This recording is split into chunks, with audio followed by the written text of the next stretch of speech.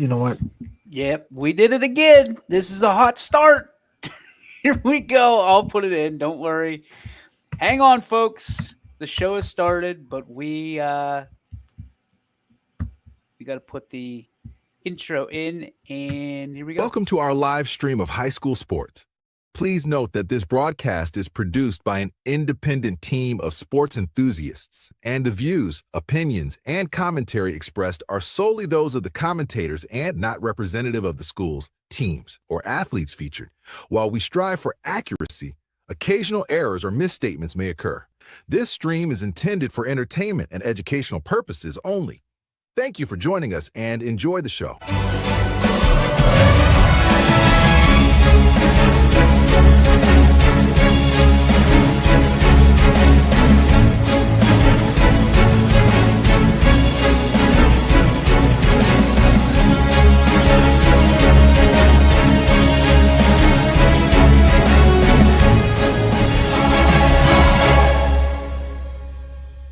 Yeah, come on, let's go. Hey, you ain't never seen nothing like this. Ain't no telling how it might get. It's the hypest right here. High school sports at its finest. So many highlights, you have to rewind it. Hey, Stream City, let me just remind you.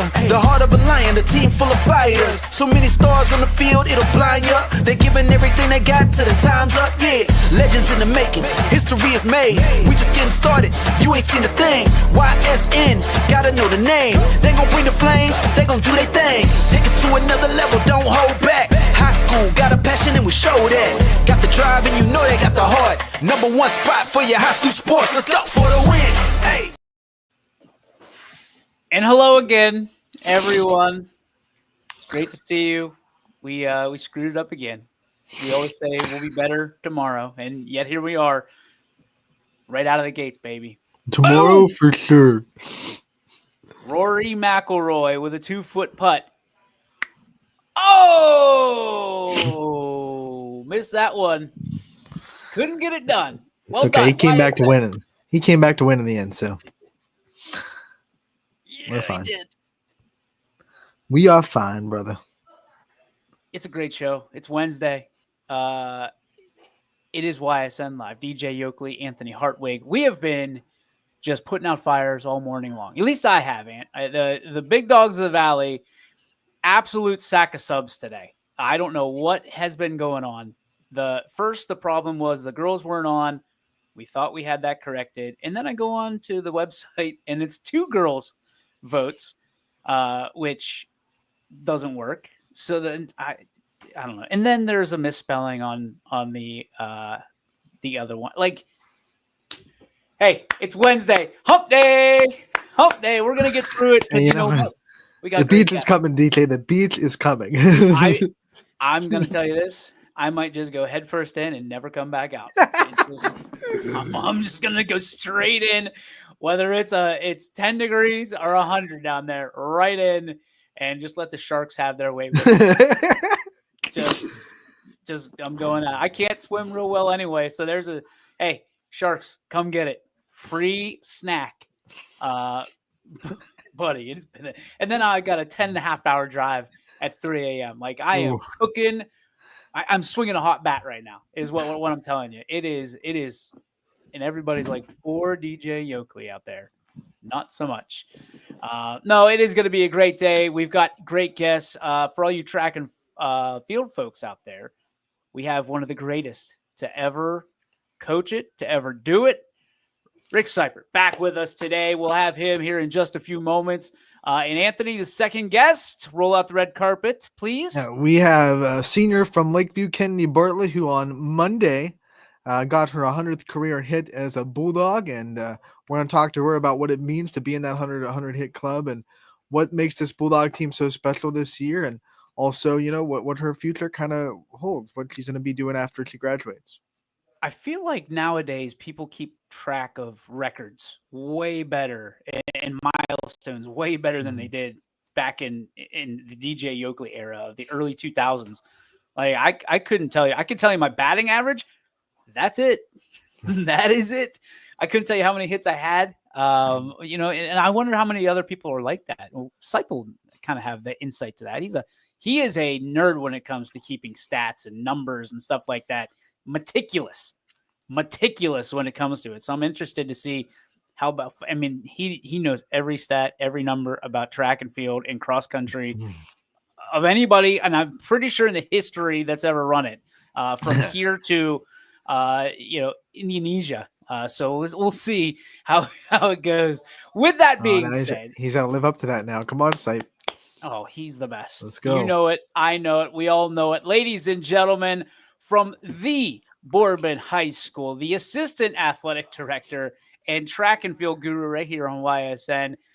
Ladies and gentlemen, Rick Seipert. Coach Sipe, how are you, buddy? I'm doing good. How are you guys today? What's going on? You just heard how I'm doing. We don't nobody gives two craps about how I'm doing, Sipe. They're here to see you, buddy. Hey, man, I don't want to add to your pain today, but I got a lot of names, and I am known as the name butcher, so I might have some errors with pronunciations today. I'm sorry, guys. We appreciate it, man. We're giving it our best effort. That's all that matters. Yeah, hey, well, that's all we need to do. All right, let's start here. I mean, it has been do you say tragic out there from weather-wise?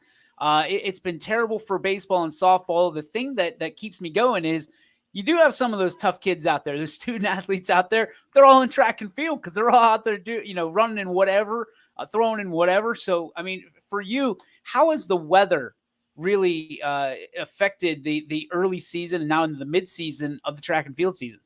Oh, it's been the worst. By far the worst spring we've had in years. But like you said, you got to toughen up sometimes. No matter what, my kids know starting in February, we're outside no matter what, and we're going to train just so we can figure it out. I always think back to like a couple of years ago in recent memory, some of the regional finals that we've had, they've been miserable, 40 degrees, 30 degrees raining. However, you have to learn how to compete in that because that's your opportunity to go to state. So if you don't compete well in those conditions, you're kind of dead in the water.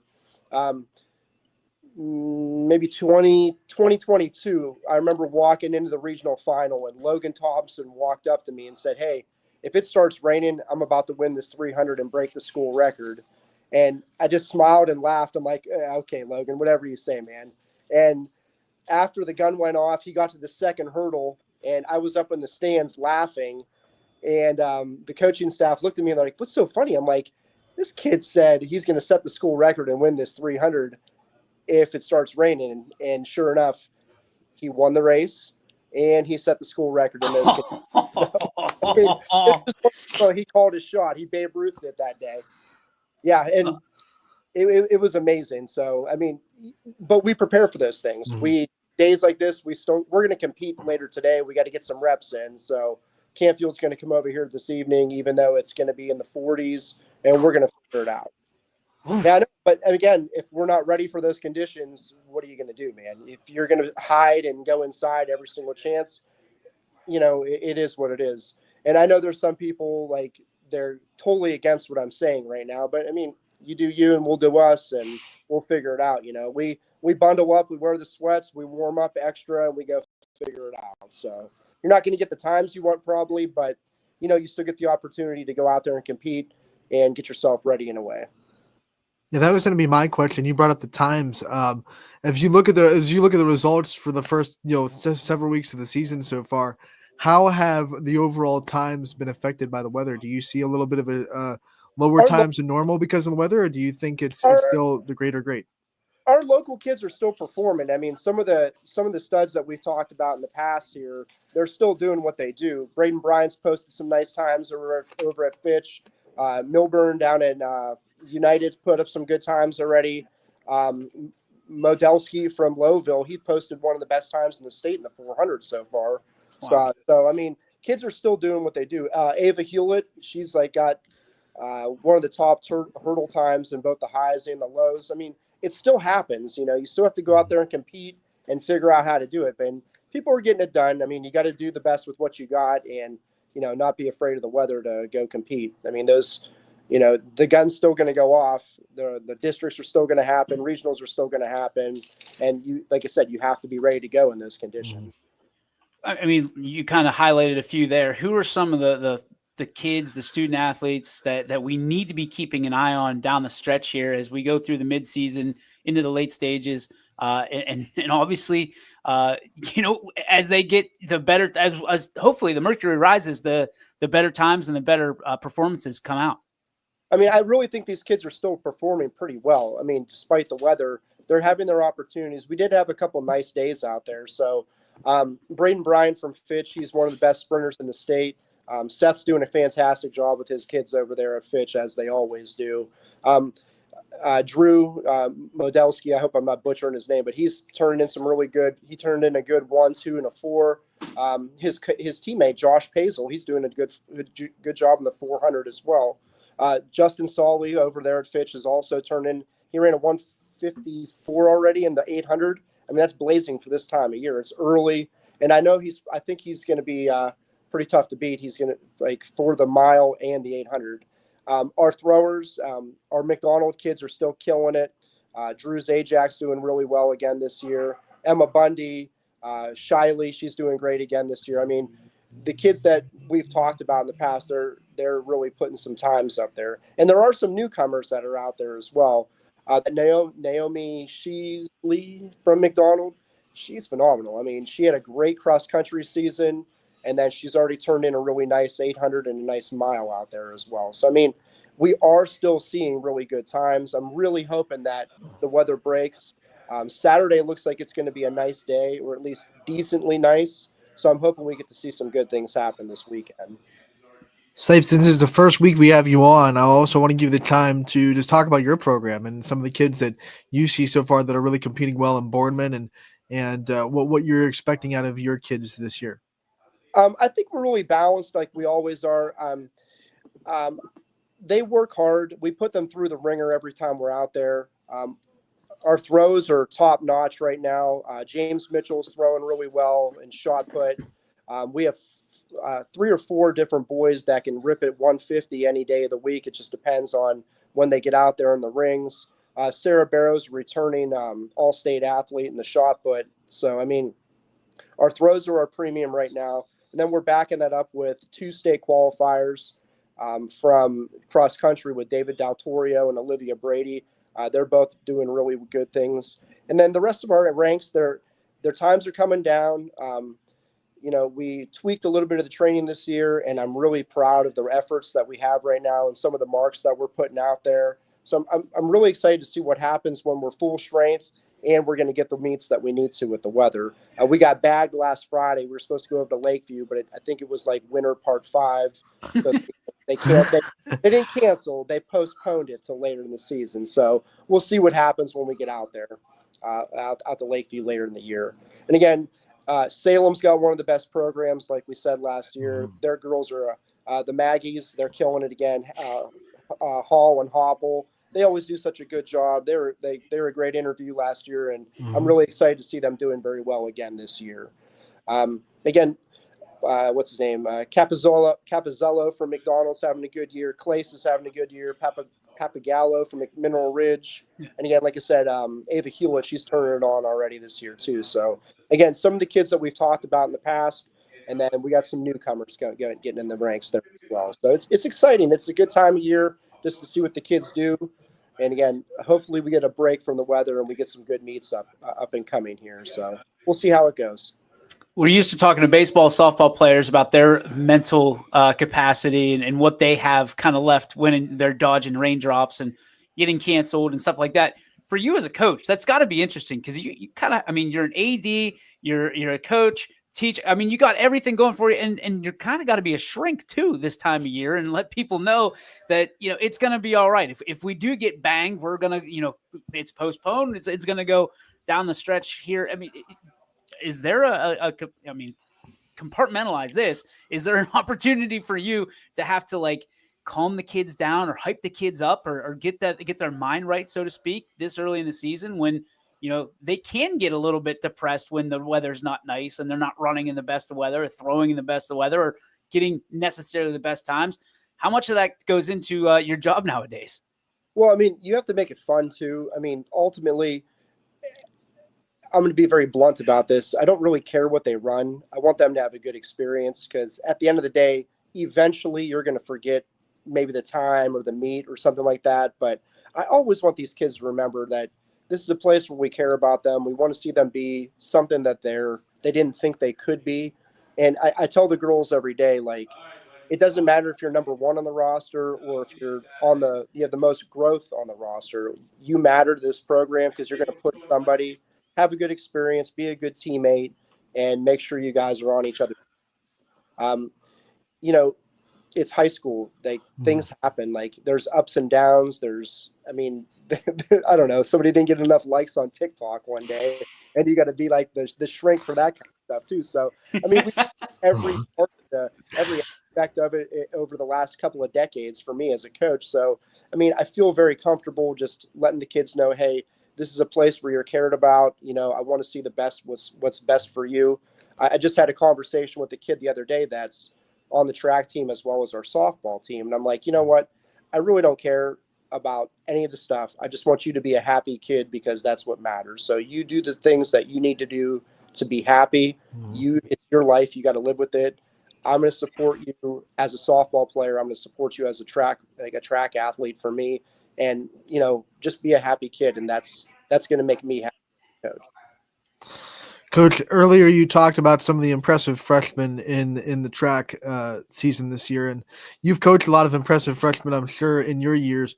What does it take for the freshmen in track to come out and make an immediate impact? We've talked to freshmen in basketball, freshmen in baseball and softball. What's the gap between middle school and high school track, and what does it take for freshmen to come into this sport as freshmen and make immediate impacts on the track? Well, I mean, growing up is a special thing. Puberty is a wonderful thing. So some boys hit it early, some girls hit it late. It just depends where you're catching them in their growth cycle. You know, some kids will show up and they are just special from the moment you get them. I always tell the story about Abby Mihawk, one of my seniors right now. One of the first workouts she ever ran for me, she was in the front of the pack and she was yelling, "I'm a freshman. I'm not supposed to be beating you right now, upper class." And that just set the tone for this. I mean, you have to walk the walk. I mean, some of these kids know they're going to be decent coming in. Track is a wonderful thing. It's, I ran this time, you ran that time. I am clearly better than you because of the times that we ran. It's not like it's a sport where, you know, you have to have like subjective and objective observations with the kids. Track is track. You can do it or you can't do it in terms of time, distance, or any of the marks that you're going to be posting there. So, I mean, you know what you got coming in sometimes. I know we have some really strong 8th graders that are going to be hopefully coming into the program next year.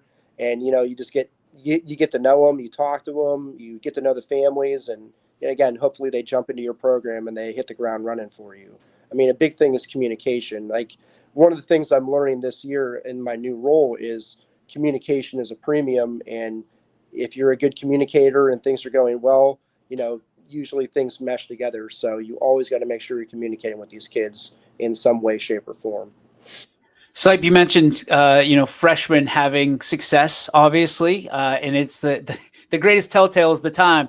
How do you have your teams kind of exchange that baton, if you will, from leadership, the seniors that are on their way out, the freshmen that are on their way in, to build that legacy? Is it, do you have movie nights? Do you have, what do you do to kind of gel that team and create that chemistry so that way there is a little bit of lineage along the way from one generation and one class to the next? We start the season with the senior dinner. I always take the girls out. They've put up with me for 4 years. The least I can do is buy them a nice dinner. And we talk about everything from, life, track. Everything that we need to talk about. And I always stress that girls, you need to be the seniors that you wish you had when you were freshmen. And that's just the message that we beat every year. My classic line is, you don't have to be the matron of honor in each other's weddings, but you do have to make each other better through respect and pushing each other. So, that's the culture we've created here. We do it with the girls' side, we do it with the boys' side. And again, it just trickles down in that case. I worked really hard over the past couple of years. I developed a database for our team. As I said, I like stats. So I have a top 35 list for every event, for every class. And I said, hey, listen, and I publish it for my girls to see. So I'm like, hey, you might not be the best I've ever coached, but you can jump on this list and your name can be remembered forever. So everybody has something that they can be working towards. And it's not just like running arbitrary times and you're creeping down the line a little bit. You can see like, hey, I might not be the best person on the team this year, but I am like the number 27 senior that, or excuse me, 27th freshman that's ever been through the program. And we've had a decorated program over the years. So, I mean, it is an honor to get on that list. So, and I update it after every single meet with FAT times and stuff like that. So, I mean, there's something for those kids to work for no matter what. And we told you he had the numbers. I knew We it. weren't lying. We Doesn't weren't surprise lying. me one bit. I mean, it was a very big project. It seriously took. I mean, we started back. The girls' program started back in the 70s, and finding some of those records was very difficult. I mean, there were like books with handwritten notes in them. But I mean, like Bruce Bruning, who Bruce I recently learned was one of the fathers of the Spartan Invitational as well. So he was a very good person to talk about. Denise Gorski, she coached for 30 years. Mhm. Dave Pavlansky. I mean, they were very meticulous, and they've all equally mentored me over the years too. At some point, so I mean, like learning from them and like imitating the things that they did is a good way to establish your program. And again, I'll never forget the first time I went to the track clinic in 2013, and I was walking around. They're like, "Oh, you're the new girls head coach at Boardman. You got big shoes to fill." Denise Gorski is 11. And it took, I heard it so many times that it resonated that this is a big deal. I got to make sure I'm doing the right things for this program. So I always told Denise, hope I'm not doing anything to let her down. And I hope we're doing stuff to make her proud of the program. So I take that very seriously. And I want to make sure that whenever I hang it up, we're going to leave it and try to leave it in better shape than whenever I took it over there. Whoever takes over after you is going to be hearing the same thing. So, I the hope exact so. same thing. Well, I mean, Um, let me retract that. Not that I hope so, but I hope I made an impact in a sense where people want to like keep it going. But at the end of the day, it's never about me. I mean, I just I like seeing kids do things that they don't think they can. I was like, hey, we're going to run the 400 today at this meet. I want you to try it and see what you can do. And they're like, I don't think I can do that. And then they turn in a really good time. And they're like, wow, I can't believe that. It's one of the best like moments that you can see. It's like that aha moment as a teacher, like, oh my gosh, I can actually do this. And then they buy into it, and then they believe, and things go well in that sense. Coach, we talked about all the times that have already happened, and then the players and the runners that are doing well up to this point. What are some big meets coming up that we have to preview and look forward to in the next couple of weeks? This week is the Mahoney County Championship on Saturday, and they reformatted it this week, so I'm very excited. Like one of the gripes I've had in the past was it was like big meet, small meet. And last year, I think, Anthony, we talked about it, like seeing Michael Ballone go against Deontay Stallings from Fitch was like a marquee matchup, and we never got to see it because they raced at different times during the day. But now they combine the meet, and everybody's going to be against everybody. So it is going to be nice to see that come together in that sense. So I'm really excited to see how the new format, just to see like a true county champion, and in all the events, again, you're going to see kids from different schools winning. Like, for example, I cannot remember his first name, but the Romai kid from Jackson Milton, he's the number one jump. Yeah, Ryan Romai. Yeah, so he'll be the number one seed, so he'll be the true Mahoney County champion in the high jump. And I really think that means something to you when you have those opportunities, like from a school that's way smaller than like a Fitch. You're going from Jackson Milton, you're beating the Fitch kids. That's a big deal. That's something to be proud of. You can hang your hat on.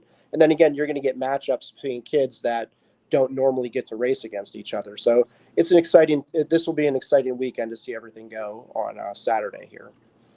All right, I got to ask you, I mean, Boardman, it feels like everybody there takes a lot of pride in being either from Boardman, at Boardman, and wearing the colors. You, sir, are part of a big part of what's going on, the next revolution, if you will, at Boardman and what's going on there. Why do you have so much pride when you think about what you do every day for that particular program, that particular school? and you seem to just always have room to fit one more thing on your plate, so that way you can help out more student athletes and more students in general that go to Boardman. Well, I mean, it comes back to how I was raised. Both of my parents were hard workers. My dad was raised on a farm, and both of my parents, my dad was one of 14, my mom was one of 12. And like growing up at their era, I mean, you had to be a worker. My dad was also a steel worker. So I give both my mom and my dad all the credit for any work ethic I have. Honestly, my first paying job that was not teaching at Boardman here, I was the equipment manager for the football team, and at the Spartan Invitational, I was the hydration engineer. You were the water boy. I was the water boy, yeah. So, boy. I just worked hard. I mean, you work hard and you build yourself up from the bottom. And like I said, like I take pride in working. Like if you have nothing good to say about me whatsoever, I want no one to have any doubt that they can say, you know what, he's the worst person I know, but he is also the hardest. And I don't want anybody to take that away from me, because it's control the things you can control. Nobody can stop my work ethic but me. And I want to make sure that I'm always going to be the hardest working person in the room. That's like one of the things I take pride in, work hard. And second, I'm in the business of kids. I mean, everything we do, if you're in education, you're in coaching, especially at this level, you're doing it for kids. And if you're not in the business of kids and what we do around here, I don't even know why you have the job that you have. So I always tell people, like, why do you do those things? It's for kids. I mean, if I didn't have people like that for me at the time when I needed it the most, I definitely would not have turned out the way I did. You know, it's important to me to send those messages back and give back. I mean, I had phenomenal coaches growing up. Jeff Bayek, Rod Greenemeyer, Jack Arvin, just to name a few. And I'm not slighting anybody. I love them all. They're amazing men, and I would do anything for those guys still today. I learned a lot of lessons, and I'm trying to apply and give back at this point in time. I mean, again, we're in the business of kids, and maybe the lessons don't stick immediately, but they figure it out eventually. Like, hey, wait, Sipe was right about those things that he said. And, you know, they get to like flourish, and you get to see them do good things with their lives later on. So that's what's important to me. It is about Boardman for me, because this is where I'm at. I want Boardman to be a better place, and I want to be a part of that Boardman being a better place because I'm a part of it. So again, just comes back to work ethic, and I'm here for kids, and that's it. It's not about me at any point. Coach, we did big things last year with this segment, and I'm happy to have you back on for another year talking about track and getting some kids on and shining some light on some runners this year. Thanks for coming on today. We appreciate your time as always, and we look forward to seeing you again soon. Absolutely, guys. Thank you so much. I'm glad you gave me the opportunity to do this again this year. I think a lot of these track athletes deserve the time and the sun that they deserve. So hang on, Sipe. Hang on. I got one last question for you, because it's WrestleMania weekend. Who is your favorite professional wrestler of all time? Oh my goodness. Very true story. I did see WrestleMania in Detroit many years ago with one of my buddies from Hubbard. So WrestleMania 3? No, not that old. It's like not that old. I'm not that old. Come on, Coach. It was ironically, it was the Trump versus McMahon hair match. I was there. I saw that live. Hey, we lost. I know. I saw my wife saw the post for like this event today, and she's like, "Who is that young guy in the picture they put up there for you?" I'm like, "I don't know. People are going to be disappointed when they see this old man in the picture now today." Hey, we the last time I saw you, you had a nice head of lettuce growing, and then welcome back to the good side.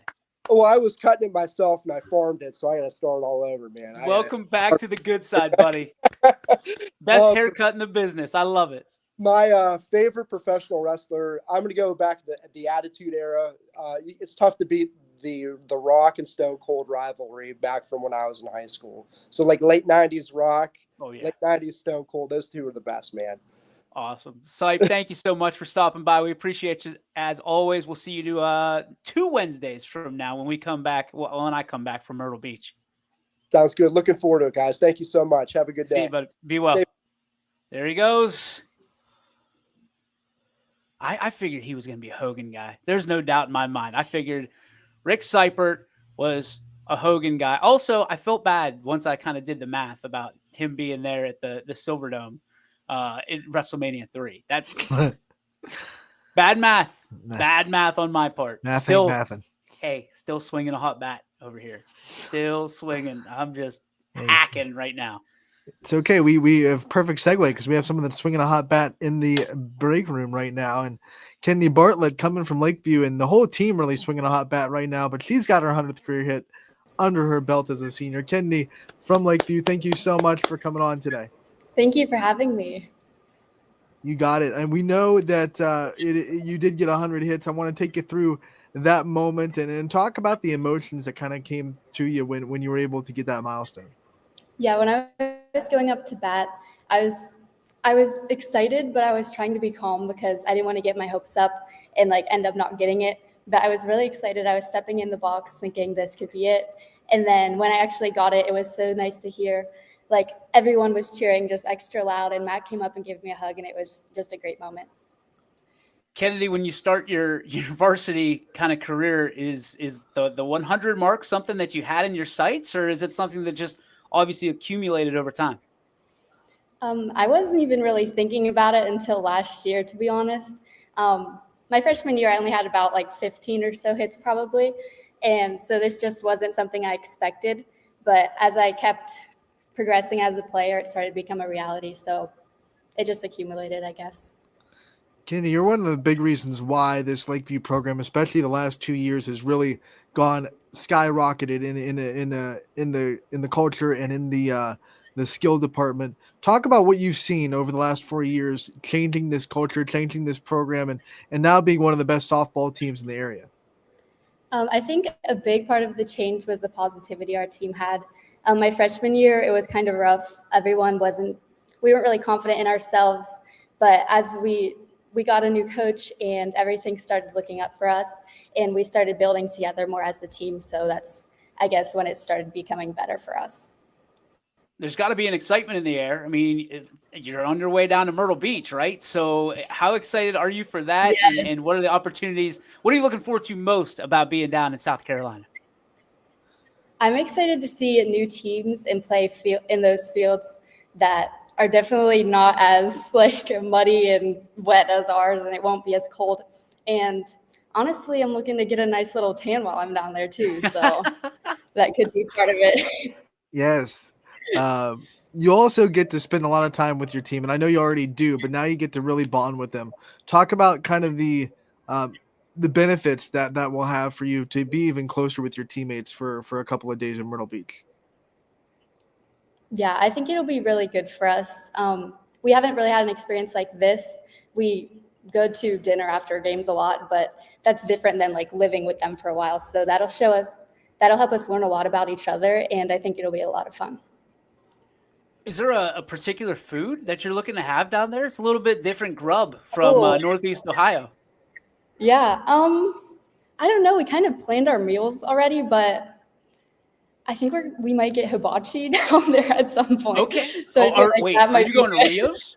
Are you going to Rios? Is that what you're talking about?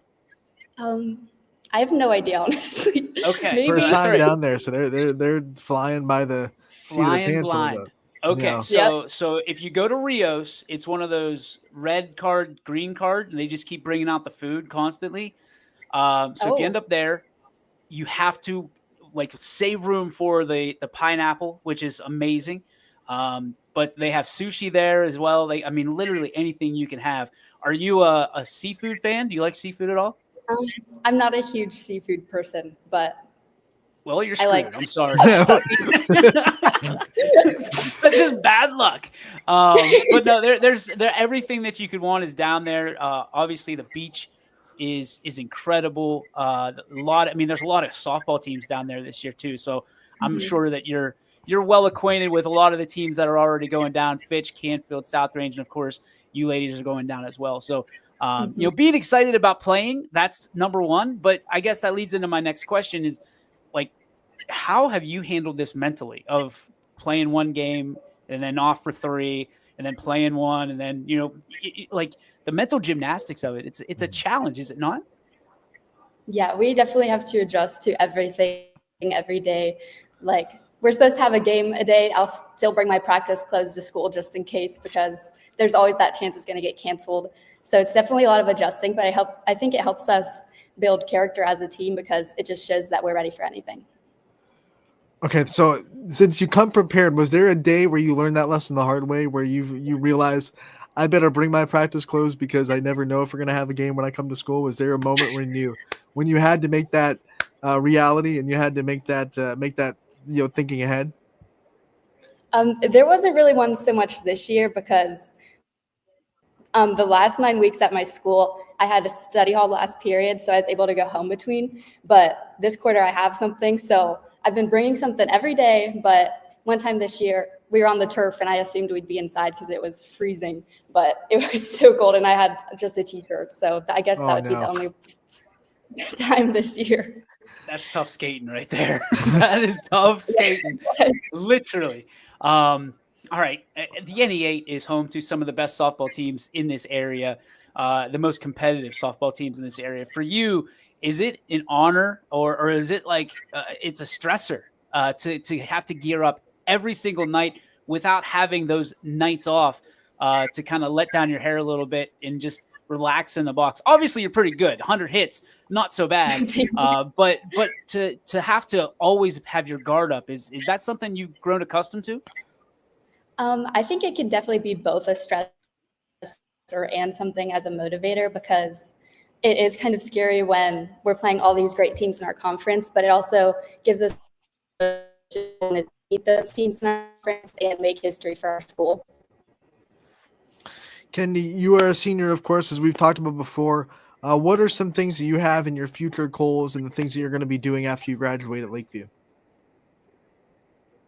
Next year, I'm going to Ohio State, and I'm going to study biology on a pre-professional track for medicine. I hope to eventually become a dermatologist. I've always wanted to be a doctor, so I have hopes for that. Wow. Okay, let's start there. That's impressive. Secondly, I don't want to be that guy, but I think I have to correct you. And on behalf of anybody that's ever heard of or went to the Ohio State University.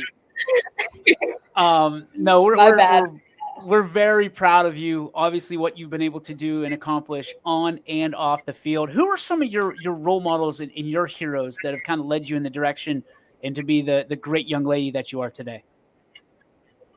Thank you. Some of my role models are definitely the members of my family, especially my parents. They've always pushed me to be. They've always believed in me to be who I want to be, and they've never let me doubt myself. I especially want to thank my dad, because if with softball, he's always in the dugout keeping stats or something, and he's always trying to work on and off the field with me to get better. And I'm just very thankful for them. And I'm thankful for my teammates, because they're the best support system that I could ask for. You know, you're not alone in this. A lot of softball players kind of grow up with their dad on the bucket, catching them and working with them for their softball game. Talk about this journey with him and what it's been like to have him by your side. And like you said, always there with the stats. If Game Changer ever is down for any reason for Lakeview, we get an immediate email from your dad with a recap to make sure that we still get a story up. What's it been like to be on this journey with him and to be able to kind of see your growth through his eyes as well? It's honestly been great. I started playing when I was 6 years old, and he was by my side every step of the way. Whether it was just playing catch in the yard or loading the tee for me, he was always there. He's taken me to like every travel tournament I've had to go to, and he always jumps on any opportunity he has. He's actually going to be a chaperone for us on our Myrtle Beach trip. So it's great to see how involved he is, and it helps me want to be a better player because he wants me to be the best player I can be. What characteristic do you admire most about your folks? Probably they're so understanding of me. Like, they were never the parents that like yelled at me on the car ride home if I did bad during a game, because they knew I was hard enough on myself. So I really respect that for both of them. It really means a lot to me to know I can just talk to them if I need to, and they're not going to be mad at me for doing something that I didn't want to do or anything like that. I'm sure your mom and dad will both have answers themselves for this one, but which one do you think you're more alike? Do you think you're more like your mom or more like your dad? Oh, I don't know. I guess it depends what we're talking about. Which one's a doctor? They're both, they actually work at the same place. They're both. Well, there you go. All right, so I have to ask the question of when you're trying to leave behind the legacy that you've obviously created for yourself. What do you want people to remember most about the legacy and Kennedy Bartlett, just from a holistic standpoint? I think as a whole, it'd be my positivity, because I've grown a lot more as a player and being positive, whether it's about myself or for my teammates. So many people have talked about this. My dad tells me, but I think it's from volleyball. I just jump up and down whenever I get really excited in the field. And it's just awkward because I'm just standing there by myself, jumping up and down. But I guess that just brings positivity to everyone. And that's something I'd want them to remember. Just don't jump off the base. That's all you have to do. Make sure you always have a foot on the base. You'll be fine. Yep. Kennedy, All right. one of my last questions for you. I always like asking players about their numbers. Is there a story behind yours, or is that number 22 just something you fell into? Well, actually, I wanted to be number 14, but they didn't have that size in a jersey. But this is actually kind of cool story. I was between two different numbers in my size jersey, and it was 22 and something else. And I picked 22 just because it sounded nice at that time. But then my junior year, my grandma passed away, but she passed away on the 22nd at 2:22 in the morning. So now it's kind of a memorial thing for her. That's awesome. That is how you end an interview. Unbelievable story. Great story, Kennedy. Hey, we are so excited to follow you down to Myrtle Beach. I think we have all of your games locked on here on YSN, so everybody can tune into them. So excited for that. So grateful for your time today. Thanks for taking time out for us and for everybody at home and everybody watching. You are a hero here on YSN, Kennedy. Ladies and gentlemen, Kennedy Bartlett. Thank you so much for having me. You got it. Take care, kiddo. You too. Thank you. How about that story? Wow. Like that's a God thing. You can't, there's nothing else you can say. You know, people out there will say it's a coincidence. I don't buy that. That's just that's one of those things where God won you for 22 for a reason, and it popped up as 22, and wow. I was worried she was going to say Emmitt Smith and I was going to puke. I was like, it was ready. It was right here. I was going to go, but that story, way better. Way better. Way better. No vomit.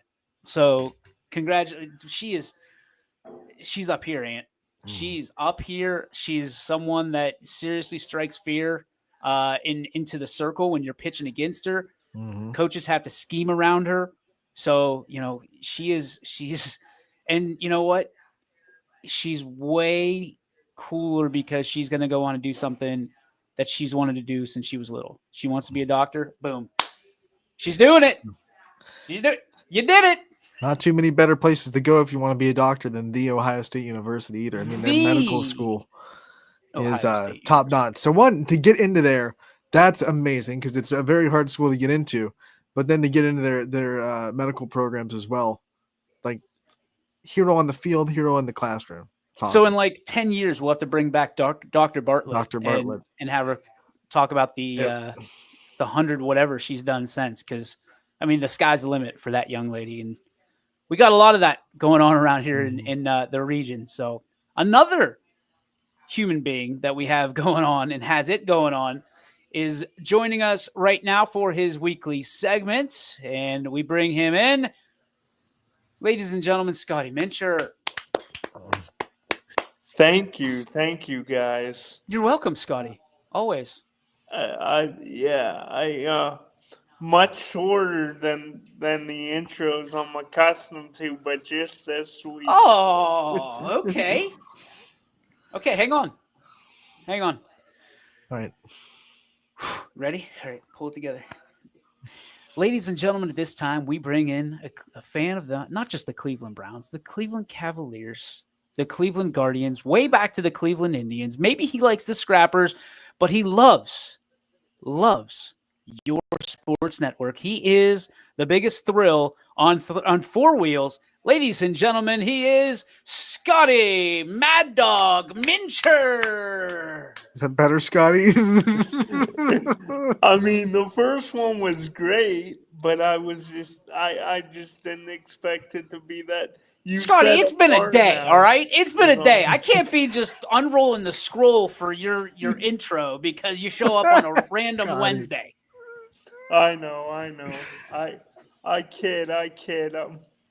They're all great, but Scotty, what are we talking about today? So I had a couple fun topics, I guess. First off, on the heels of Rory McIlroy walking it off at the Masters, sinking the 3-foot putt. I had a question for you and Anthony. I don't think we tackled this one, or if we did, forgive me, but I don't think I asked you guys this one. Would you guys rather hit a walk-off dinger to win a World Series, or hit a 110-foot putt to win the match? Dinger. Are you driving it off the tee? 110-foot putt from The Bear hit a 110-foot putt to win one of the 10-foot putt. Oh my gosh. That was what? Was that 80s? I think it might have been even in the 60s when Oh, wait. Nicholas first did that. Man, that's a tough one. I'm a baseball guy. I mean, 110-foot putt to win the Masters, like on the 18th. Yeah, like walking it off. Or a home run in the World Series. Dude, I don't know. That's You don't know. I am going with it. I'm going with the dinger. I got you stumped. Both are good. I'm going with a dinger. Is it today's like Rory? Like I would have been Rory sinking a 110-foot putt. Yeah, Okay, I'm taking the 110-foot putt. I'm also going with the 110-foot putt just because I love baseball. Don't get me wrong. I know much more about baseball and the history than I do of golf. But I think that sinking that putt, I think that when you're on that level in baseball, it's not that it's one of those things where you're expected to hit that walk-off thing, or nobody expects that, but you know you could do it. I never even picked up a golf club. I picked up a baseball bat. So to just be able to do something like that and sink a putt, and putting, I know, is not the easiest thing in the world to do either. I've hit a baseball relatively far, but like I said, I never swung a golf club, so I think I'd want to go with sinking the putt. And There was 19 million people watching that putt on Sunday. 19 million, not including the people that were actually in Augusta, which they don't have their cell phones. I have to believe 1964 Tournament of Champions for Nicholas. There it is. it was the 60s. Yeah, we got our own Hembo, like ESPN does, in Scott Resitar. Thank you, Scotty. Schwab. Appreciate you, buddy. That's the Schwab. The putt. I think the majority of people would say the putt. Baseball, I don't think it's against the game of baseball. It's just if you hit that putt, it's you and you alone, right? That is a moment you'll never have to buy a drink ever again. Like you walk into any bar and they say that's the guy that sunk a 110-foot putt in the Masters to win it. Because at that point, Scotty, I'm going to be honest. I know you don't know a lot about golf, but you're just kind of trying to get two putt. You're trying to get close to sink that second one. If you sink a 110-foot putt to win the Masters, you're a legend forever. Forever. Forever. Yeah, and we've talked about it before too. Like I think we all, you know, we want team success over individual success, but just the amount of how gratifying it would be, the amount of gratification, is that a word? Yeah. Yep. Yep. It's the Yeah. word. Way Just to use that you Webster's. you would feel just being able and knowing, like you said, DJ, that you alone did it. Um, Hell, I and wouldn't care if I bogeyed the last hole and still won the Masters. Like you win. You get the green jacket, just like Happy Gilmore got the gold jacket. so, Anthony, what's your why do you pick the? Is it just because you're more of a Well, baseball fan? you know, I just think the experience of being able to round the bases and then your whole team meets you at home plate, like that's a thing that you and your brothers in the team have been working for a long time to get a World Series, right? That's a long season to work towards to Unless get you're to the that Dodgers. that last game. You know, you're working from what May to October to get to there and to finally realize that. And really, I mean, if you're hitting a walk-off home run, March to October. March to okay, yeah, okay. But if you're gonna step up and you need let's just say it was a home run when you're down in the World Series too, like you're down to your last out, maybe you're down by 2 runs with 2 on base, and you hit a walk-off home run with nothing left, your back's against the wall, maybe even 2 strikes down, right? So maybe like it's a 3-2 pitch.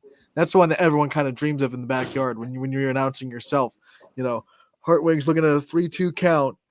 You know, World Series on the line, 2 outs, 2 on, and then you know that moment would just be thrilling, right? I don't know if you'd even. It's one of those moments where athletes go back and they say, "I don't even remember running the bases because I blacked out from excitement." You know, you remember the moment when you step on home plate with your team, they're celebrating with you, but you don't remember rounding the bases. You know, you're so built on adrenaline and excitement that you kind of just black out. I'd be interested to know if those guys that hit those long putts to win the Masters or any of the major golf tournaments, like how much of that ball rolling do they remember, or is it kind of a blackout moment, or when the ball goes to putt, like how much of the celebration do they remember, or if it's one of those things where if you ask Rory, like 5 years ago or 5 years down the road, hey, how much of your celebration do you remember? He might just be like, I don't remember a lot of it because it was just one of those moments where your brain goes into complete like blackout mode almost, where you just don't remember that celebration. You remember the putt maybe, but I want to experience something like that, and I think they're both awesome. It's just, you know, I wanted to pick the dinger, you know. I also think though that mentally, because it looked like for a hot minute there that it maybe wasn't gonna be Rory at the end there this past Sunday, and he missed the one short one that looked like it could maybe really come back to bite him. But give him credit, he didn't lose his composure, and you know he still came through at the end, sunk the putt. But I just think when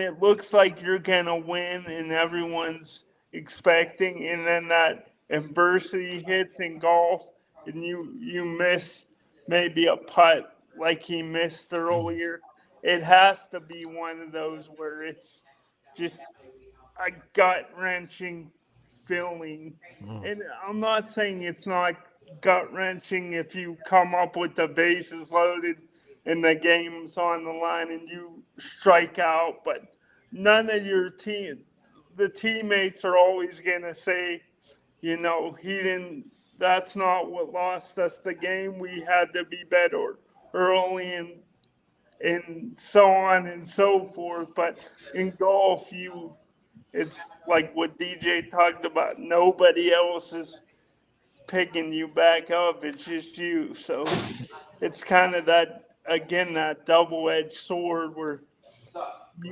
you have to maybe overcome more at times, but you also, once you do it, you have those bragging rights that just forever. Anna A. and Will Gehring just walked by. Just letting you know. A couple of South Range celebrities. Yeah, I'm with you, Scotty. I think think about some of the buckets you can make in basketball too. You know, some of these last second jumpers, whether it's March Madness, NCAA, or NBA, one of those as well, or scoring a game-winning touchdown. You know, like those are the moments that make it so fun. But I've been pondering what Anthony's been talking about. It's been just pinging around in my head a little bit. How much do we actually remember? Because what's incredible is at the Masters, the only thing that you have is the CBS telecast, because nobody's allowed to have any phones of any kind. Everybody's going to take it in with their own two eyes kind of deal and have their own experience. So everybody's going to have a little bit of a different experience that it goes back to the 1990s where you could tell anybody anything and they'd have to believe you because you didn't have one of these things, to back up your experience. So I think that would be kind of cool too, to have everybody have their own recollection of what went down, how it went down, where they were on the course without checking on their phones. Cause all you have is that scoreboard, and people react to the scoreboard because they can't tune in on their phones to see the other holes like you see on other PGA events or live events. But man, I'm really interested because I'm like I said, 40 years old. I can remember a home run I hit when I was 12. But does everybody else remember it like that? And I think that's what Anthony's talking about. I remember hitting it, watching it. I don't remember what I did until I got home, to home plate. Just blacked out. Never thought about that before. Anyway, Scotty, what's your next topic very here? Interesting. Continuing with today's sports, I was just wondering from you guys on your, now I'm talking about your best day, because we all have days where we feel decent and days where we're not feeling life at all, and then we have days where we're great. So I'm talking about on your best day, how hard do you think you could throw a baseball? And I guess the second part of that, I'm sure you guys have taken part in the pitching, machines and stuff like that. So do you think you could top your speed? Let's say you tried it a few years ago. Do you think you'd be even better now? Because I remember when my dad pitched and he was hitting about, I remember it being like 60 or something like that, around that miles per hour. But what do you guys think? So I'm going to tell you the hardest I've ever thrown that has been clocked was 79 miles an hour, and I've never been so mad at myself because all anybody wants is to say they throw 80. Right. And I could not, for the life of me, get that digit to switch up one tick. So that's something that had bothered me a lot, because to be able to walk around high school and be like, yeah, I throw 80 miles an hour. I never was able to say that. I was able to say I throw 79, and everybody's like, you suck, you stink. It's not 80. It's not 80. So 79 is my max. Now, did I throw harder than that in college? We didn't really clock it. We were all stopwatch. I don't know. Do I think I could do it now? Absolutely not. I feel like I would throw as hard as I could and my arm would fall off, or it would tingle for the rest of my life. So we're going to avoid that at all costs. It's okay, DJ. I'm thinking I'd probably top out at like the 20-mile-an-hour mark. So it's okay. See, I've never been clocked. Like I've never, so I don't even have like a gauging to see like how fast I've ever thrown a ball. So I don't even have a reference point. I mean, I can You're throw at a pretty distinct hard. disadvantage because you're in I a don't have chair. legs to Obviously. put behind it. Well, no, but- just your hips. Yeah, Like you can't even like, put your hips because I have no lower body. It's all have to be arm strength. I don't know, maybe like 40 or 50. No way. No way. That seems high, but maybe. And if you're throwing 40 or 50, no way. I've seen you throw your first pitch in Georgia Tech. That thing wasn't I even wasn't close. trying to throw hard though. I was just trying to make sure it made it to the catcher online. 40 or 50. Like if you just gave me a ball and said throw this as hard as you possibly can, don't worry about accuracy at all. 40 or 50. Like you've got to be somewhat accurate. You got to be able to throw to a screen or something. You can't just throw it off a wall. Okay, throw this straight as hard as you can, and like Welcome to baseball. throw this straight in front of you as hard as you can. Doesn't you don't have to hit a box. Like I was trying to hit the catcher, so I was like, I'm not gonna try to throw this as hard as I possibly can. I was trying to make sure it got somewhere around the catcher's vicinity, so they didn't have to run way to their left, or it hit one of the. Well, my biggest thing was like, man, if I hit one of these softball players that's lined up down the baseline, I'm never gonna forgive myself. No, and you'd I be definitely a was viral not sensation. I definitely was not trying to throw that ball hard. I don't know. I believe we're going to have you come in athletics and we will clock you. 40 to 50. I want to see that. And I think I misspoke earlier because I think I said my dad threw 60. But now thinking back on it, I'm pretty sure he did hit the 70 mile. Oh, here we go. Maybe even a Gassing his little. dad up a little Still, bit. it wasn't 79. I know that. So No, it was 81. Let me guess. DJ, but He's going to come back in an hour. It's going to be 80s. I guess Anthony's mad that I don't think he can throw 50 miles an hour. I saw you. I'm trying to just gauge it. Like I'm flicking the wrist, trying to see. I That's don't know. baseball is not flick of the wrist, pal. I know. I'm just trying to. I don't know. I don't even There's know. no way. I've never been clocked. Anthony, You're gonna I have to don't come know. down I and don't know what. YSN prospect Anthony Hartwig 001. That's going to be prospect number 1 is Anthony Take a Hartwig poll. throwing Take his a arm poll off. on what you think the number is, and we'll see who gets the closest. I'm gonna say. I know I can throw harder than Scotty. Jeez Louise. I'll put that on. Oh, on the now table. you're. I can probably outdrive Yeah. you, and I can probably outthrow you. I'll drive you with a driver or like Yeah, I driving? can out because you said when we get the golf outing, you want to see me and Scotty a longest drive competition. Pretty sure I can outdrive you, Scotty. Hembo throwing that out says there. 39 for you. 39. Okay, right below 4. That would be my heart rate if I got one below 4. Oh, come on! I'm gonna Hey. say. I've lived with it for 22 years. You'll be I all know. right. I'm saying a Larry Bird for me. I'm saying 33. Oh my gosh. How many do you get, Ant? Do you get 2? Do you get 3? I don't know. I'm telling you what, you don't want to be in the situation where you're throwing your arm out. I feel like if you can't do it in 3, then you're not going to do it. If you thought a kidney stone was bad, wait until you throw and you can't feel your hand. Like then it's terrible. It's the I had worst the thing in pinched the nerve world. in my shoulder a couple months ago before the kidney stone. That was pretty much what it was. You had that numbness go right down your arm.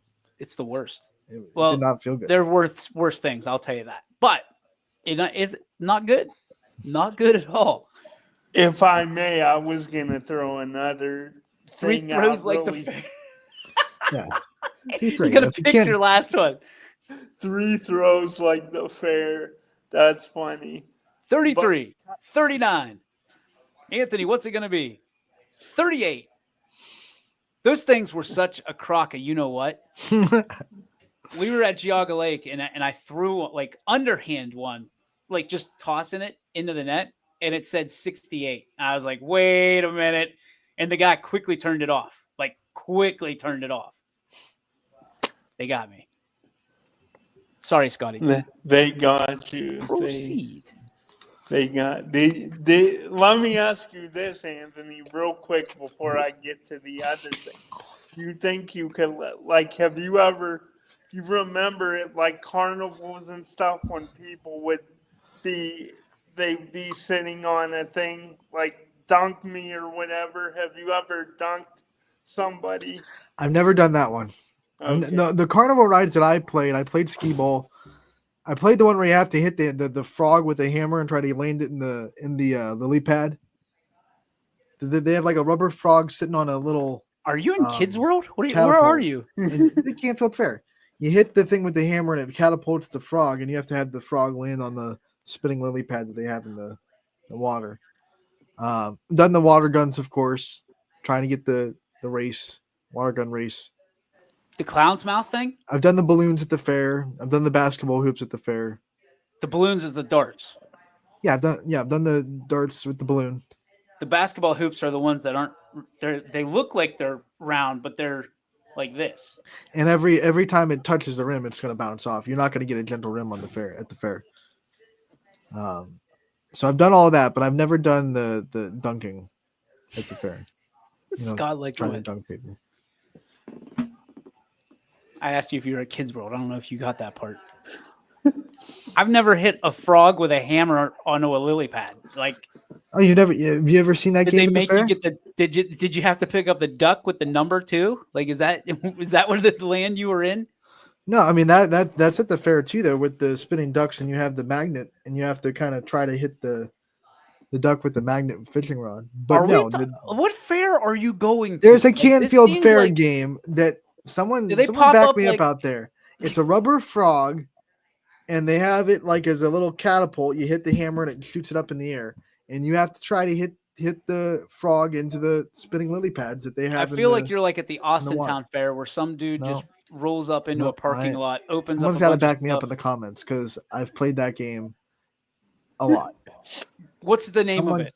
I don't know. They don't have names at the games. Yes, they do. Come to the stand. You're throwing darts at a balloon. They don't. This is the balloon dart. It's the balloon stand. pop.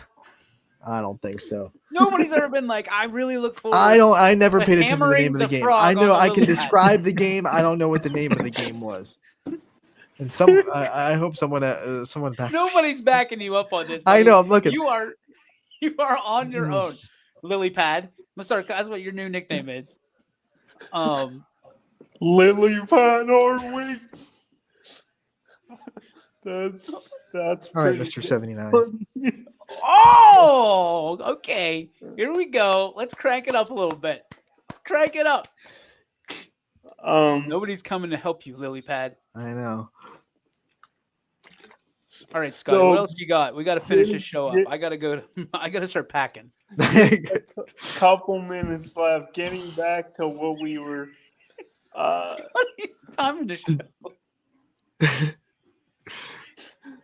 I don't know why I just said that, but couple minutes left. What we were talking about earlier. Anthony, we should have just quit the show when we didn't start the way we started. You know what? We're done. That's it.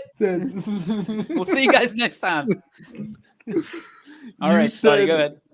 You said you topped out at 79, DJ. Thanks for bringing that up again for the fourth time. Scotty's throwing punches now too. You could get to 80 one day. I believe in you. Scotty, there's no way. I'm not even sure I could get to 50 right now. Anthony supposedly throws harder than I do right now. Well, throwing and hitting two different things, and I just wanted to know, I didn't set it at 90, but do you guys think you could hit an 80 to 85 mile per hour fastball? What would be your chances? See, this is where I'm not gaslighting my abilities anymore. No shot. No, like I couldn't even see the ball, Scotty. I'd be like, here we go. It's just 80? When are you my gonna throw it? eyes cannot work that fast. Like there's no way. I can't even see the ball when I'm trying to broadcast. You want me to see the ball when I'm trying to hit? No way. No way. I could do it. Couldn't do it. I could do it. Wouldn't be 80 miles if I an did, it hour. would just be a lucky, like I'm just gonna swing when I think it's time, and it would be like a lucky your bat touched it. Like 80 to 85? Yeah, I could do 80 to 85. I believe that. He's a baseball player. Now, do you think you would just foul it off, or do you think like you'd be able to like get a decent amount of wood on it? Yeah, I could hit it. I like, to me, fouling it off is not hitting it. Like those idiots that are like, I tipped it, I hit it. No, that's not it. Like you didn't hit it. You got lucky. Yeah, Unless you take a foul ball right down the line, that's not hitting it. I think, and again, it's not hitting it, but I think I could get a piece of it. But 80 to 85. Again, Again, might I have don't to know, be Scott. Scotty, you're in the danger zone because we can actually set this up. It might have to be lowered to 75. Oh, because you this 10 mile an hour. Gosh. Just a straight fastball is all we're talking. Yeah, straight fastball. Well, good for you. Hey, I appreciate that you have confidence in yourself. Yeah, both of you guys. Wow. A combine for me and Scotty. Scotty has to hit. I have to throw. And All right. it's for pink slips. So Yeah, the you're loser- fired if you don't get this. The loser has to give up their chair to the other person. You're Yeah, oh man, It's I like- would be. I'm taking It's like Scotty's Fast chair. and the Furious. It's like the Slow and Delirious instead of the Fast and the Furious. I'm taking Scotty's chair. Yeah, I got that the high competition. tech here. So Anthony he'd be royalty, and I would be back at the bottom again. All right, are we done with this? I mean, I did have one more. All right, come on. Okay, Let's okay, go. let's do it. Okay. Now the answer might be obvious to you guys, but with women's sports, probably a lot of it anyway, in a really good place, and it's more exposure now than maybe ever before, and Anthony's a big part of that. But what do you guys Congratulations, Ant. what do you guys see happening first? A kicker on an NFL team, or a pitcher in baseball, Major League Baseball for the Scotty, win? this is no disrespect to your question. I just want women's professional sports to succeed before I worry about a woman getting into football or baseball. Like, let's just have professional softball get off the ground first, and then we can worry about getting a pitcher in the MLB. But which one do I see happening first down the line? I don't know. It's already happened at the D1 level in football, so I would say football. Nothing. No, No, I mean, we need to stop with this that's what I'm girls saying, though, competing like- and boys competing. No, Like, it's- no, it's not like you have your own lane. This is why the leagues exist. It's cool to think about, right? And I don't have any problem with coaches, but like let's think about this. Let's think about this from a just a general perspective. If there is a female pitcher pitching to a male and a male hits it a home run, there's nothing to brag about. There's lose. That's a it's a lose. lose-lose situation for both parties. I like that is, to me, it's one of the most frustrating things, because is it cool? Yeah, it's cool whenever the woman does something, but then when they don't, it sets the entire gender back, because it won't happen again, and it's frustrating. It's absolutely frustrating. But at the same time, they might dominate their sport.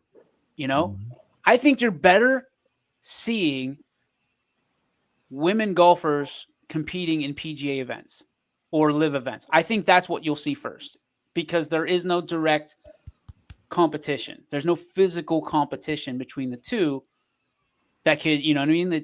I think that's the closest you're going to get. And I think that's my humble opinion. We played the warning at the beginning. I think that's the way it should be. I just don't see any, because what happens if, I mean, how often do we see it in the MLB or college baseball? Those comebackers to the mound. What do you think would happen? Yeah, a nasty scene, that's for sure. I wouldn't want to. I mean, if that were me hitting it, I would never want to hit again.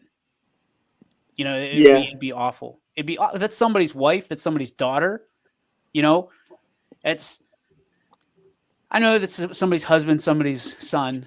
You know, DJ's fine with doing it to somebody's son, but if it's your daughter, I'm never doing it. Listen, it's the same way that you talk to your son and you're like, hey, if anybody picks on your sister, get them. You get if them. anybody picks on your mom, get them. Get them. You know, if anybody picks on me and I leave it be, I got this. It's one of those things. It's just the way it is. Not the way it always has been. It's the way it is. It's a lose in that situation, in my humble opinion. Yeah, it's just something, you know, and I think you make very astute points, and it's hard to argue. It's just something that I thought I wanted to pick your brain on, because I remember seeing, it was quite a couple years ago, someone on the women's soccer team said they were either contemplating trying out a kicker or there was like rumors of it. But I do agree with you, DJ. I think it's just like separate lanes, and I think, you know, we could appreciate both, and it's just one of those things. Now we live in one of those societies. I feel like you've talked about it a lot, DJ, where, you know, it's the greatest or it's terrible, and, you know, the middle ground and stuff like that, people don't talk about it as much anymore. So, you know, when talking about pros and best of the best, I think there's just, it's like you said, a lot of it would be lose. So. All right. I have a question. This is coming from Scott Resitar from earlier today that we haven't got to yet. The greatest number 34 ever in any sport 34. that wore the number 34. Okay, who wears it for you guys? Yeah, give yourself a moment. Oh well, you know, Walter Payton's 34, right? He is. That's the first 34 that comes to my mind. And then I'd have to think for a little bit to get more 34s. Obviously, what Shaq was 34. He was. Bo Jackson. Bo Jackson was 34 in football. Was he 34 in 16 in baseball? He takes up 2. He's like, I'm 16. I am 34. 34. Thurman Thomas. Charles Barkley. Yeah, Barkley. That's who I was gonna say. Bryce Harper. Nolan Ryan. That's true. Oh man, your brain's working way faster than mine today. Well, I cheated. I've had time. You cheated. Yeah, but I just go with the first one that popped in my head. You know, I'd go with Walter Payton. Hakeem Olajuwon, I believe. Yeah. Trying to think of any other 34s. Scott's going to send just a laundry list of 34s. He's a Nolan Ryan guy, though. He's going to send the NASCAR driver that drove in the 34 car. Easy. Anthony, I would have to have the same talk with you I had with Z. Like, you've got a little bit of spitfire with you today. You all right? I'm good. He's all Nolan fired Ryan. up. You got Nolan Ryan in the comments. Yep, Nolan Ryan. I agree with Nolan Ryan. Shaq was special. Shaquille O'Neal was special. 34, man, that's the number to take. Bryce Harper's a dog.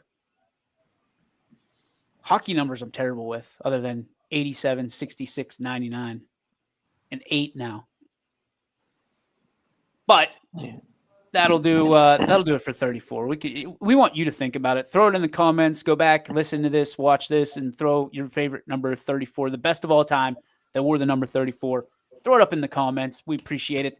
Last question, boys, before we get to the spark. And, well, I head to much, much greener pastures. Maybe not greener. Definitely brighter pastures.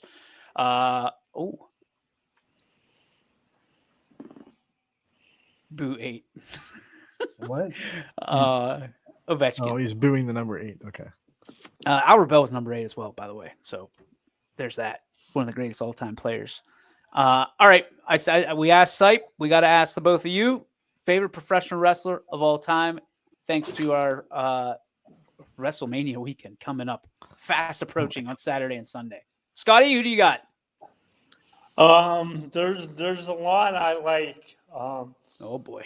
Hulk Hogan, Macho Man Randy Savage, but I'd probably go for my favorite of all time. I think I'm gonna go, especially after watching a great documentary about him. I gotta go Andre the Giant.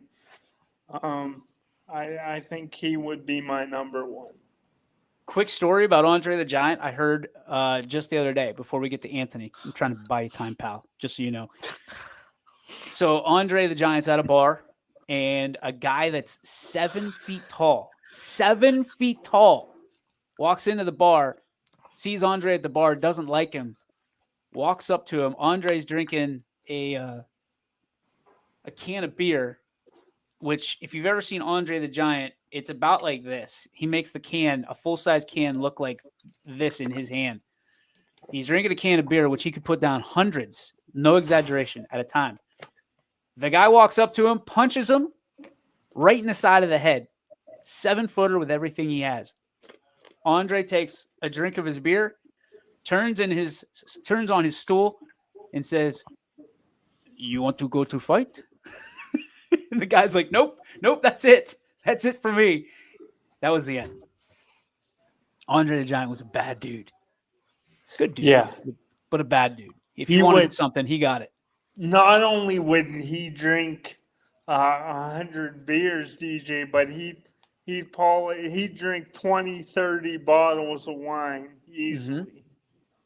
176 beers in one sitting. And that is verified. That's a liver that looks like camouflage after that.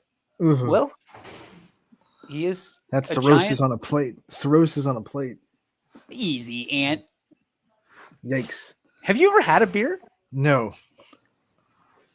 It's Hey, addictive. you're I don't want it. 176 behind. Every alcoholic took one to start. Jeez Louise. I don't want to start it. I have some alcoholics in my family. I don't want to even test the waters. Fair enough. So. But 176 would be a good time. That'd be a good time. Heck, I'm trying to kick Mountain Dew. Forget alcohol. Well, you know. That's my alcohol. Favorite professional wrestler? I don't like.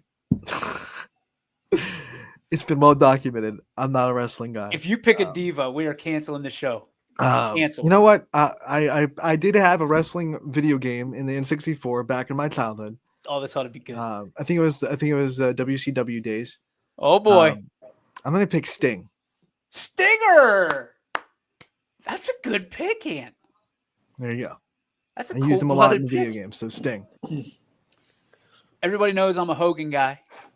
And then right after the Hollywood days, it went straight to You Can't See Me. John Cena, who has been my favorite wrestler the last 20 years. Plus, I'm so excited for this weekend for so many different reasons. Emotional for so many different reasons. The last WrestleMania with John Cena in it, and he's a bad guy. And he's probably going to bring home the championship, and I'm going to make fun of my son because he's a huge Cody Rhodes fan. Huge Cody Rhodes fan. But I hope everybody that's out there, we'll talk on Friday. We'll probably talk a lot more about this on Friday, I'm guessing, being that I'm on a beach and my attention span, which is already terrible, is going to be about this long, Ant. So just be ready, and we're probably going to have a Colucci with us as well on the show, which is going to be on a beach, which is going to make it that much more challenging. But I hope everybody, if we don't see each other, you have a great WrestleMania weekend. We have tomorrow off, correct, Anthony? You're not doing a show? Yep, you're going to be on the road. Anthony says, no thanks. Last time we tried that, did not go swimmingly. We have lots of content to catch up on, so check out ysnlive.com. And we have our final spark here for this Wednesday to cap you off right here. It's brought to you by Joe Dickey Electric. They are everything electrical. You can visit them on the web 24/7, 365 at dickeyelectric.com.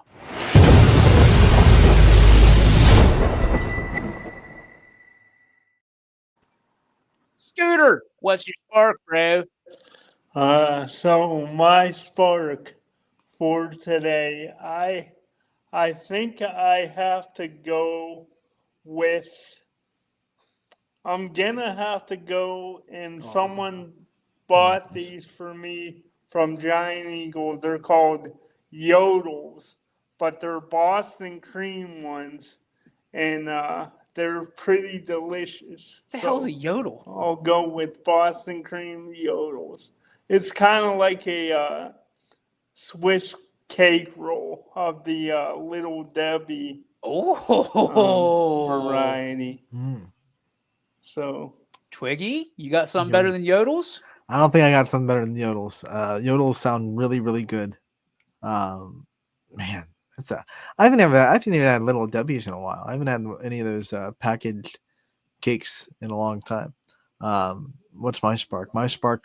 Oh, I was going to use my, this today. My morning devotional was about, last week when Scotty was on, we made a throwaway joke about the Book of Daniel, and it was funny because today it's the Book of Daniel, my devotional, and Shadrach, Meshach, and Abednego. That Bible story, if you know it, it is about three guys that kind of refused to conform to the world they were living in, and they showed faith, and because of it, they were rewarded. They weren't rewarded by the king of the time. Nebuchadnezzar threw them in the furnace. But in the furnace, you could see them still walking around with a fourth guy by their side. And it kind of give me the reminder of, like, if you're in any kind of situation, if you don't adhere to the Christian faith, that's cool. It can be a lesson of don't let the environment around you change the character that you want to be. So that's my motivation for you today. If you're maybe you're tired of maybe some of the, this isn't personal, but are you mad at me? Like, no. Relax. Maybe there's people you do work with. I love the people I work with, but I know people that are in jobs that they don't like, or maybe it's just like you're in a room right now that is just filled with people that you don't like, or maybe people that don't think the same way you do. Start swinging. Don't let your environment change the color of your character that you want to be. And don't do that. Be Shadrach, Meshach, and Abednego. Refuse to conform. Don't eat the king's meat. Even if he throws you in a furnace, you have people walking with you. Never eat the king's meat. Right. Never eat the king's meat. It's bad. Eat the crumbs if you have to. Thought you were going a different route with that because you had three guys and then some guy in the shadows you couldn't see. I thought you were going to make a John Cena reference. I was really excited there for a minute. Not up on the Bible probably as much as I should be. That's what that tells me. John Cena is probably not in the Bible. Hey, but Jesus did say, "You can't see me." You can't see me. They rolled away the stone, and Jesus is just sitting there like that. You can't see me. That's my Bible verse. That's my spark too. That was a good one. I'm leaving on that high note. That is our show for today. We hope you had a good time. We hope you made you smile, if not laugh full. We had two great guests today. People liking that joke. Two great guests today. Thank you to both of them for Sipe and for Kennedy. Sipe will be on 2 weeks from now. Scotty, on your Wednesday, you guys can fight it out for the I don't know, the headline, the title, the marquee, so to speak. You and Sipe, that would be a good fight. Yeah. It Dynamite drop in. Dynamite drop in, Scotty. Way to be ready, buddy. Way to be ready. Yeah, Scotty's nodding off. We gotta go. I dropped. This guy, I dropped it. I'm out of here. I dropped. He's it. still thinking about Jesus and John Cena for the tag team championships.